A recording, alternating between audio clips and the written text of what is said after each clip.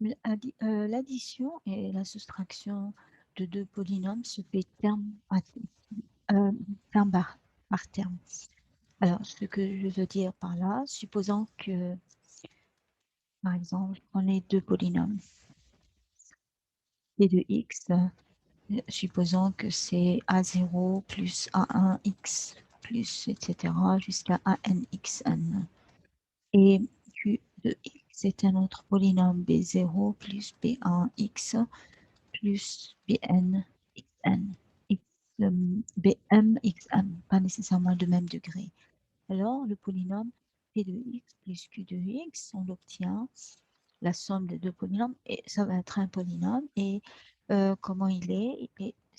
On l'additionne les constantes, donc c'est le terme de degré, donc c'est le, c'est le terme de degré 0, plus après A1 plus B1, on regroupe les constantes x, etc. Et on continue ainsi. Donc, un ième terme, par exemple, AI plus BI serait XI, du degré I, et on continue selon le terme qui est plus haut, ou s'ils sont égaux, on aura le dernier terme. OK? Alors maintenant, donc, essayons de voir des exemples, comment donc calculer euh, des, des sommes de polynômes ou de différences. La différence aussi se fait de la même façon, d'accord? Donc, si j'ai une différence, j'aurai une différence des coefficients ici, d'accord? Voilà. Alors, simplifier par exemple l'expression suivante. Simplifier. Alors, si je veux simplifier l'expression 5 fois 4x moins 8 moins 3 fois 8x moins 8, je vais procéder comme suit. Je vais aller tout doucement. Donc là, j'ai un coefficient, je vais faire ma distribution. J'aurai 20 fois x moins 40, moins, je fais attention aussi, j'ouvre une parenthèse et je fais mes calculs. Donc j'aurai 24x moins 24. Et maintenant, j'ai la différence de deux polynômes. Donc, je regroupe les termes 20x moins 24x et les constantes aussi, moins 40, moins et moins, ça va faire plus 24. Et là, je calcule, donc j'aurai moins 4x et ici, j'aurai moins 16. Voilà comment on procède. D'accord? Regardons maintenant un exemple. Donc, on me demande de trouver la somme A plus B. D'accord, trouver A plus B. Où A et B sont des polynômes. Voici A. A est le polynôme donné par l'expression x carré. Bon, je l'éloigne exprès, vous allez voir pourquoi. Moins 6x plus 10.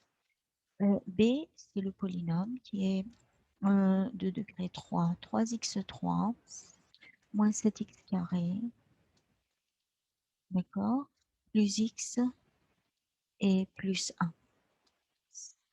Alors, pourquoi j'ai fait cette disposition? Parce que ça va être pratique d'additionner de cette façon-là en disposant les termes de même degré, un au-dessous de l'autre. Et après, je fais mon opération. Je cherche A plus B égale. Alors, je peux commencer les termes de degré de plus haut degré. Ici, j'ai le 3 pour B, mais il n'y a pas A pour A. Donc, la somme va être 3x3. Les termes de degré 2, il y en a un pour A et il y en a moins 7x2. Et donc, si je somme, c'est comme si je sommais que les nombres. Donc, 1 moins 7, c'est moins 6 et je rajoute le x2. Moins 6 ici plus 1, ça va mettre moins 5x. Et enfin, 10 plus 1, ça me donne 11. Donc, ça, c'est une façon de disposer son travail et de faire les calculs. Alors, un troisième exemple, il est un peu plus, parfois c'est pas aussi simple, les expressions ne sont pas données aussi simplement, elles sont plutôt donc un peu confuses, donc il faut aller tout doucement dans les calculs. Donc on veut simplifier aussi cette expression. Alors elle est donnée par 3x carré moins 5x, alors facteur, donc 5x plus 8 moins. Alors, il y a plein de parenthèses et il faut être vigilant ici.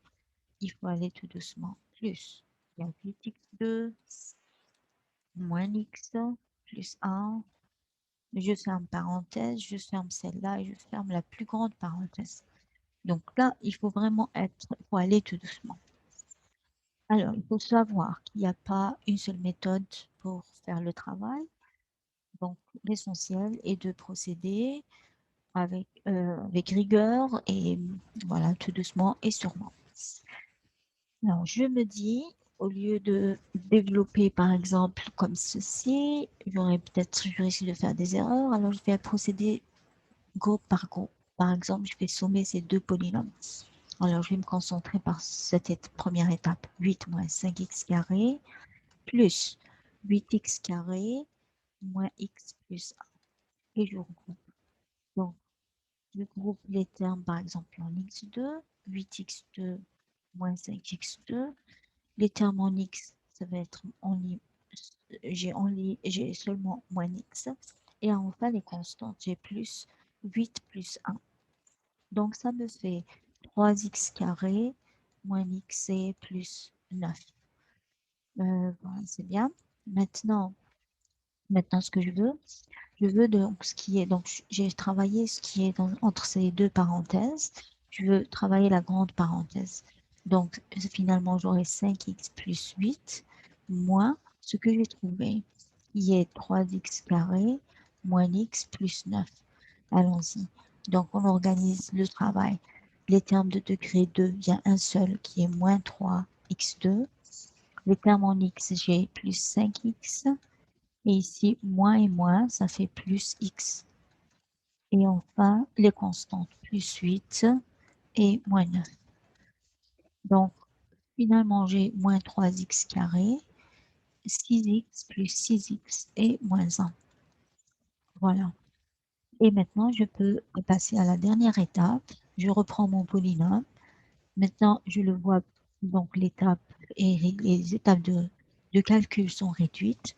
Je remplace tout l'intérieur de les deux grandes parenthèses par le polynôme que j'ai trouvé ici, plus 6x moins 1. Et je développe, j'utilise la distributivité, donc 3x2 moins, alors moins, ça fait plus, 5 fois 3, ça fait 15, et j'aurai x3, et après moins ici, 5 fois 6, c'est 30, et j'aurai x2, et enfin ici, moins et moins, ça fait plus, et donc j'ai un terme 5x. Et maintenant, j'organise mon polynôme, par exemple, par degré croissant, par degré décroissant comme ça, x3. Et après les degrés en x2, donc j'aurai moins 27, x carré. Et enfin, un degré 1, c'est 5x.